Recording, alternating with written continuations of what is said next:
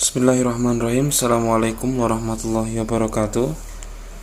Teman-teman yang dirahmati oleh Allah, mari kita awali pagi hari ini bersama dengan menyimak presentasi dari kelompok kami, kelompok 6 yang beranggotakan saya sendiri, Hani Mustafa Al-Fajri, dan seorang teman saya, Latifah Nurul Amalina.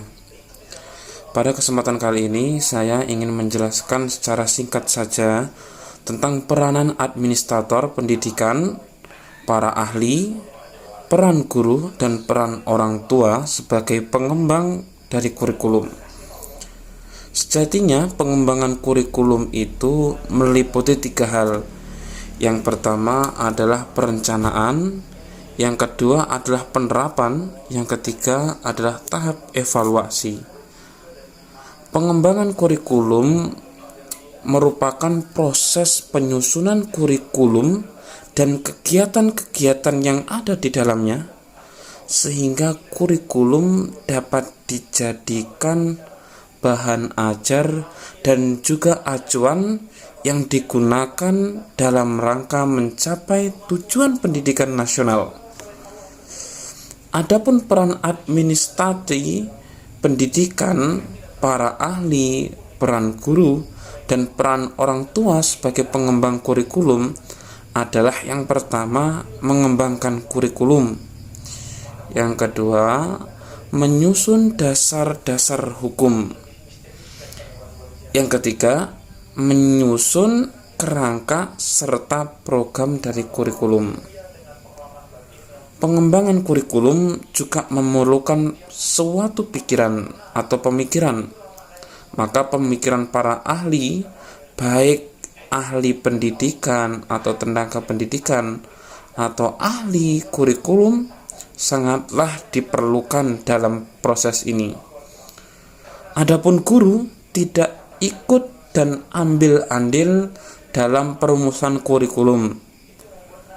Akan tetapi, guru lebih dalam memaksimalkan, membina, mengembangkan kurikulum yang ada di sekolah. Adapun peran guru dalam kurikulum, yang pertama adalah merumuskan tujuan khusus pengajaran berdasarkan tujuan kurikulum. Yang kedua, merencanakan pembelajaran sehingga dapat berlangsung secara efektif. Yang ketiga, menerapkan. Untuk penjelasan yang selanjutnya, yaitu faktor-faktor yang mempengaruhi pengembangan kurikulum. Ada beberapa faktor. Yang pertama, perguruan tinggi, yang kedua masyarakat, dan yang ketiga sistem nilai. Untuk faktor yang pertama, yaitu perguruan tinggi, setidaknya memberikan 2 pengaruh. Yang pertama, yaitu dari sisi pengembangan iptek yang dikembangkan di perguruan tinggi. Ilmu pengetahuan dan teknologi banyak sekali memberikan sumbangan bagi isi kurikulum serta menjadi alat bantu dan media pendidikan. Untuk pengaruh yang kedua, yaitu dari sisi pengembangan ilmu pendidikan dan keguruan serta penyiapan guru-guru lembaga pendidikan tenaga kependidikan. Penguasaan keilmuan, baik ilmu pendidikan maupun ilmu bidang studi, serta kemampuan mengajar bagi guru-guru akan sangat mempengaruhi pengembangan dan implementasi kurikulum di sekolah. Jadi, perguruan tinggi sangat berpengaruh karena dapat mencetak guru-guru yang berkualitas, dan itu juga akan mempengaruhi pengembangan kurikulum di sekolah. Untuk faktor yang kedua, yaitu masyarakat.